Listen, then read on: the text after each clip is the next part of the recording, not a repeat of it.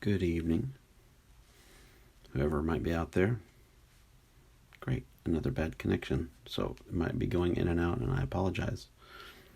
A friend that went to Colorado recently brought me back a feather, and I just made a fly utilizing this feather, and this will be the second fly. So he asked me if I could use a feather like this for fly tying, and it's a quill, and I don't typically use quills on fly tying, but I know that they're handy for certain things.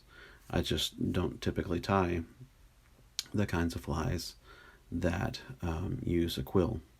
So I decided to, on the last one kind of fly that I knew about was the coachman, and so I tied a coachman. It's not exactly what it's supposed to be because I've only got one quill, and typically for that fly you're supposed to have two quills, one from either side of the bird matching so that you can match up the two sides to make wings that touch. So I was able to do it and make something that was at least enough to show how you use them. But I thought that I would do a little more research for him because I wanted to know more about how you can utilize these feathers too. And so I started looking closer at the feathers, and there's a thing on the feather called a biot. And I'll switch the camera around so you can see it. Go ahead and zoom in so you don't see my messy desk. Get set up.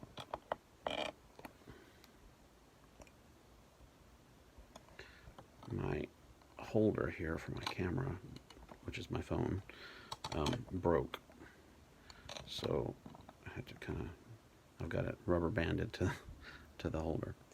Anyway, so I'll try to do this so you can see it. This is the quill that he gave me. Really pretty feather.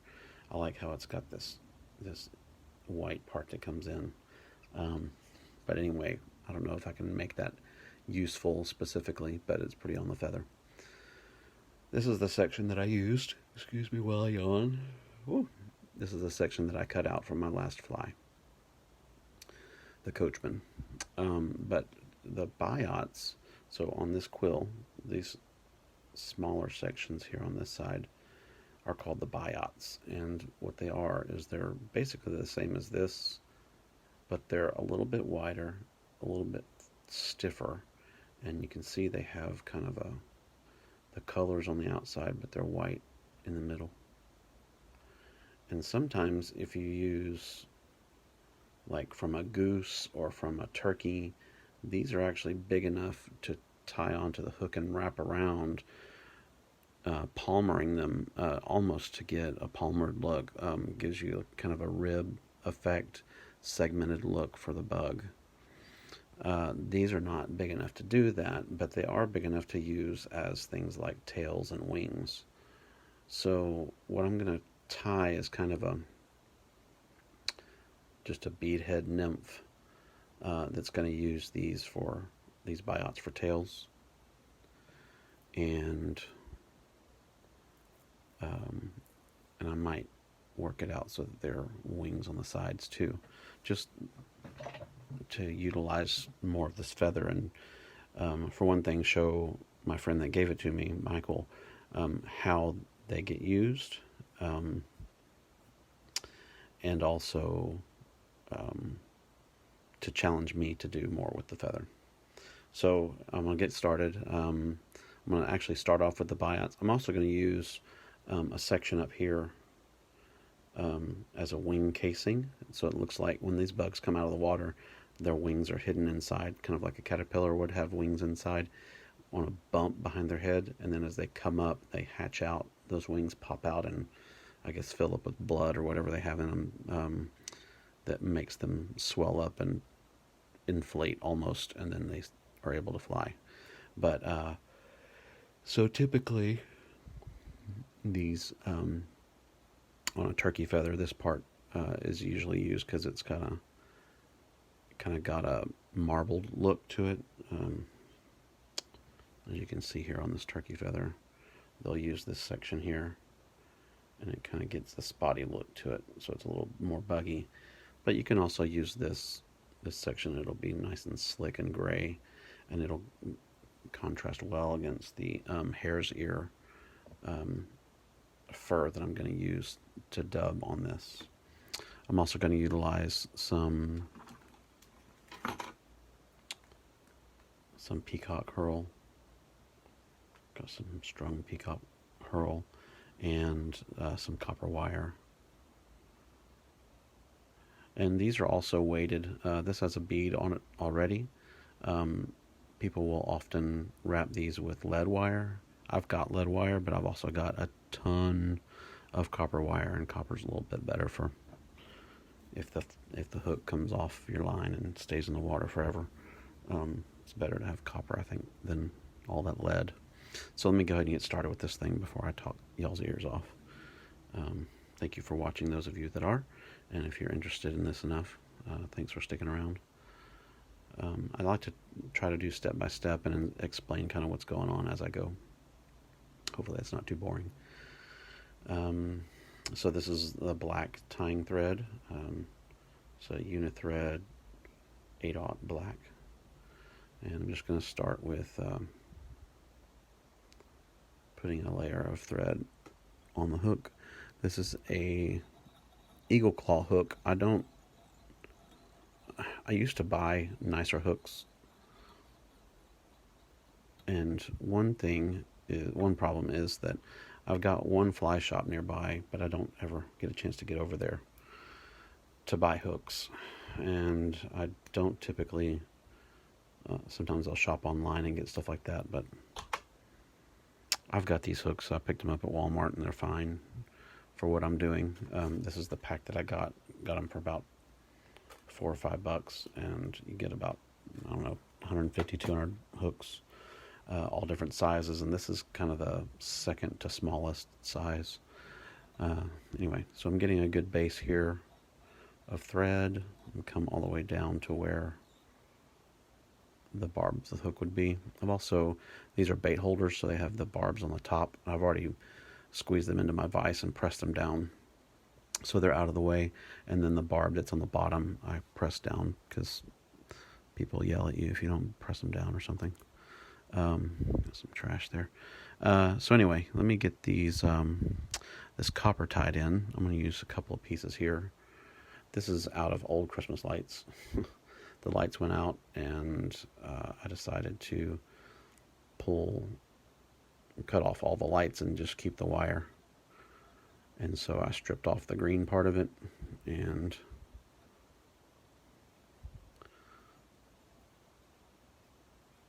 you strip off the green outside coating, and then you can use it for fly tying.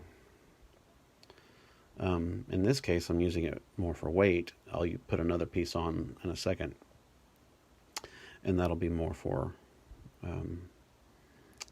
protecting the hackle or the peacock herl, and also for decoration to make it kind of shimmer a little bit more. Not that it's necessary for this fly, but it's nice. I'm just going to go a few turns here.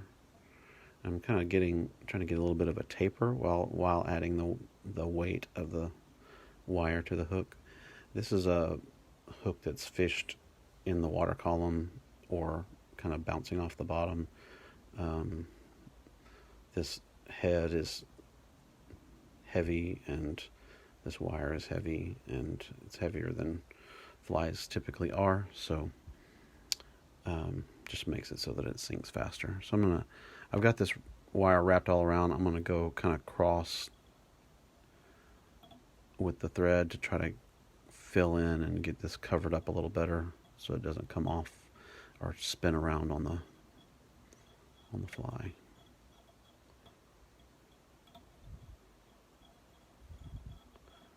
If you just go around and around, it sinks in between the wires. But if you go kind of at a heavier angle than you wrapped it, the thread helps hold itself out of the wire and not get buried in there. I'm also going to put a little bit of nail polish down in this wire just to get things glued down a little better. And then I've got in this old X-Acto knife handle, I've got a needle in there to use as a bodkin just for finer details. Just use this to spread that paint around a little bit. It's just regular nail polish. Some people use super glue or something that's called Zap-A-Gap. I've never used that before. This has always worked for me for what I needed. And my flies, my flies usually outlast, the fly itself outlasts the hook part, like the point. Okay, so I've got this. I'm going to get the Biots now. So let me grab that quill. I'm going to separate these out a little bit. This is kind of a big fly, so I'm just going to get a couple of big pieces here. Try to separate out two. And if these are disconnected, you can just pull them off, but they're still connected to the feather. So I've got these two Biots. I'm going to take these two and flip them so their backs they kind of have a curve to them. I'm going to flip them so they're curved away from each other. These are not the strongest Biots in the world, but there. So you see, you hold it like that, and they kind of float away from each other. And then I'm going to go down here.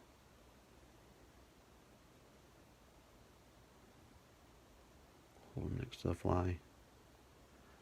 You can see on this part here, I didn't notice this before, but those are kind of almost iridescent at the top. There, okay. I'm going to back that off and pull these down the fly a little bit more.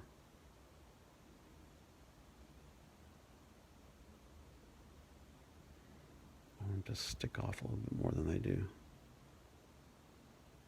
See that base of thread and the wire helps hold the stuff that you tie on, all the materials, helps hold it in place. There, that's pretty cool. So they flare out like that, like a tail.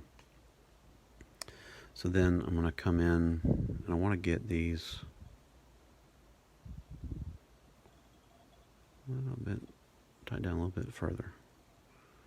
I want to get my thread back even with about the barb, or somewhere between the point and the barb there.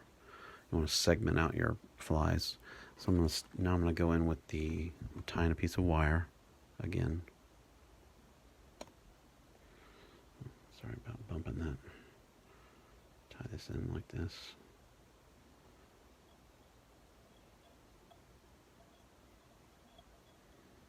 That to be more on top.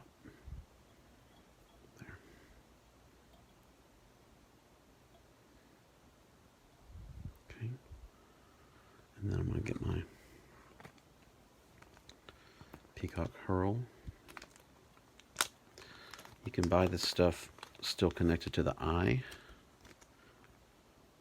but this stuff is, like, I guess, collected in some way and they're strung together.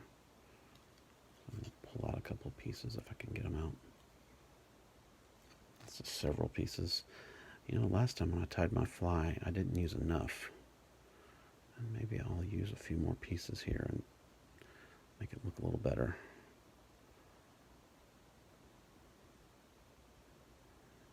Do a little better job of lining these ends up. That might be a little too much, but you know what? We'll just go for it. So I'm going to take these and snip off the ends so they're all together. Stuff kind of has an iridescent look to it, which, if you've ever seen a housefly up close, it's kind of what they look like. They kind of have that cool blue-green shine to them. And this kind of does the same thing. So I'm going to take this all the way up to the head and then I'm going to cover it with that wire. Usually when I tie these in, I pull out the string and then I twist a bunch of these together to get...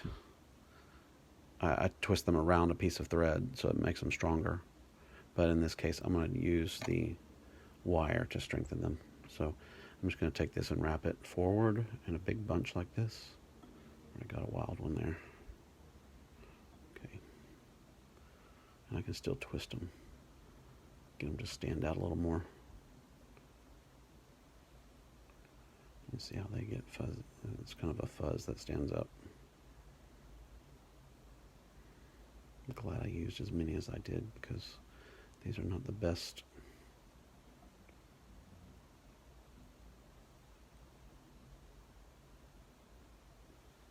Not the best quality. This is a big old fly. It's going to be good. Just take a few turns with the thread and then pull it out of the way. Snip those off right there. And I've got another shorter one that got away. I'm going to snip that off. There. Okay, so there's that. Still have my biots on the sides. Could have done a better job of sticking those on the side. So I wrapped these this way, corkscrew this way.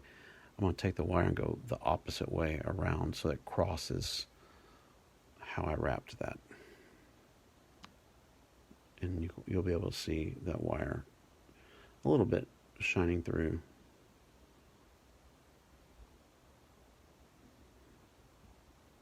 Like that.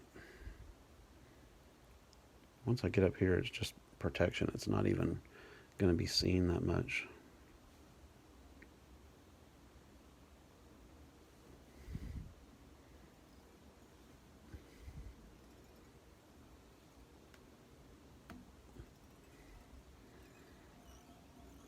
And I'm going to go back a little bit because that's where I'm going to use that wing body, the wing casing that I talked about earlier. Okay, and that wire's thin enough, you just twist it and it breaks off. They call it helicoptering it. So I want this to be a good, smooth base for the next step. So I got a good tail section there. I got my biots in. Pretty cool looking. And now I'm going to use my hare's mask. So this is a half of a rabbit's, basically a rabbit's face. Kind of sad, but you know, you use all the parts. So what I'm going to do is I'm going to take my thread, I'm going to wax it. In case you've never seen this happen before, what I'm doing is putting a coat of wax on my thread to make it stickier. And then I'm going to take this hare's ear. I'm going to find a spot that kind of looks cool, like this section here. See, this is too light. There's a black spot here on the end, which could be cool. But I think I like this part right here. Oh, before I do that, I almost forgot the wing casing. So I need to come up here. I want to use this dark section, just because that's what I'm going for today. So I'm going to go in here. I'm just going to snip that. So I got this section. Got one that came loose there. You can apparently paint this to stick it together. The fingernail polish that I use, I think, is not good for that because it is not flexible when it dries. It tends to crack and look ugly.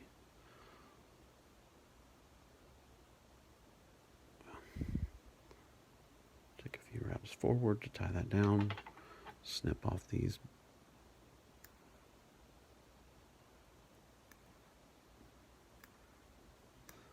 old nasty scissors. Don't cut nothing. snagged that and pulled it back, but I can fix it. Just need to get those on top. And then I'm going to go back and wrap it down again. Right about there. About half. Okay, let's get this going. Yeah, I just used up my waxy part. Maybe put some more wax on. Okay. And then I'm going to just pinch out some of this. And all you do is just pinch and pull.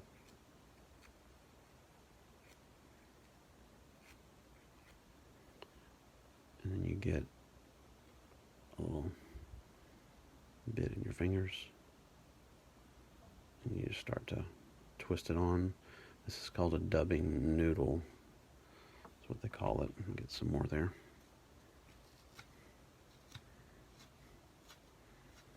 You can also do this with, if you hunt squirrel, or if you keep the rabbit fur, the body, you can also do this with that stuff.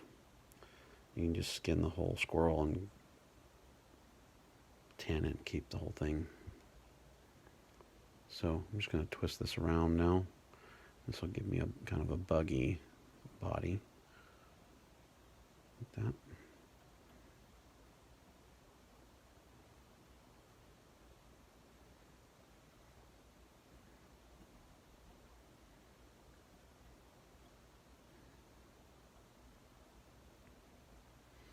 And I'm going to take my bodkin, plug some of this stuff out.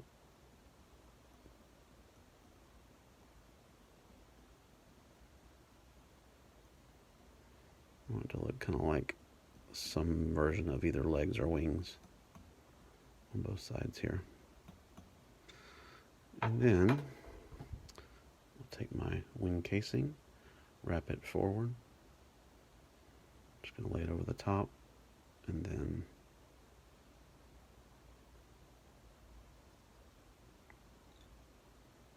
just tie it down. And so what you get is that look.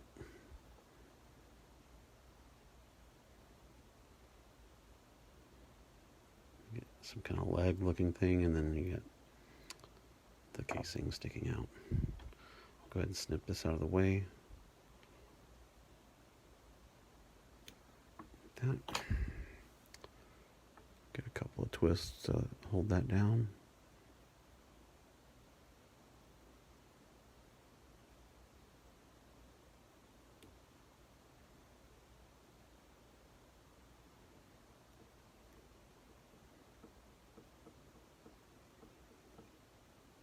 The head was flopping around on me, so I put some more twists on there.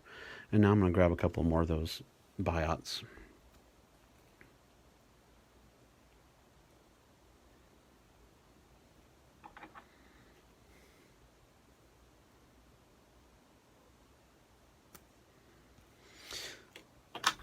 Do the same.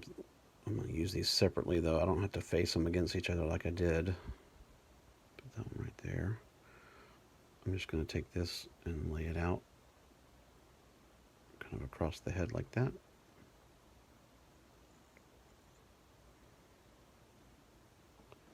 Then I'll take the other one and put it across the other way. And make sure the lengths are the same. About there. Just tie it down. A couple of twists.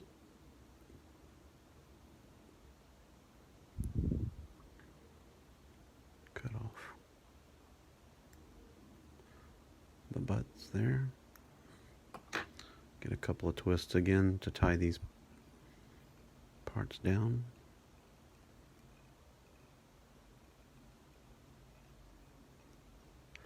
And I'm actually going to get a little bit more hair's mask.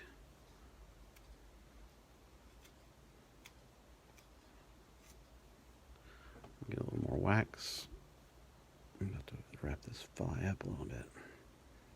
Okay, make the string sticky. Take my dubbing, twist it on. Once again, doesn't take much on this part. I just want to cover up that little bit of thread there.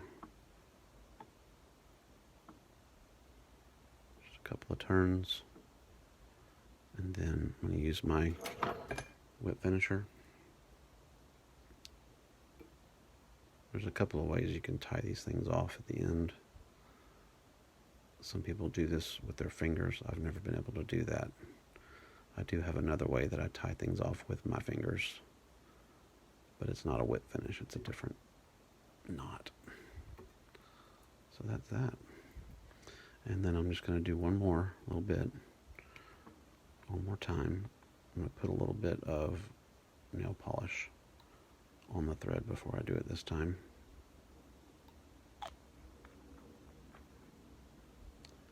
And then when I do it,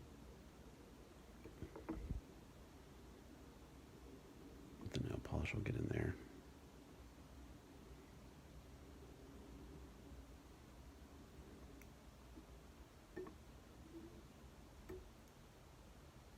Get that extra out of there. Get it off of there. Snip this. And then our fly is done. So we end up with I think they call this a 20-incher. It's for catching 20-inch fish. It's a pretty good sized bead head. Usually they're not that big. But the size of the biots and everything, I wanted to show how you use them. So there's the biots, the tail, and then these wings, and then the wing casing is the other part of the feather. So that's two more ways to utilize a quill for a fly. Bead head, peacock herl, copper wire, and some hare's ear. And I actually need to get under here and plug this out a little more. I don't know what I did with I've got a beard brush, a dubbing brush. It's a beard brush with some Velcro on it that I use to pluck out this stuff to make it stand out more. But that's okay. So there we have it.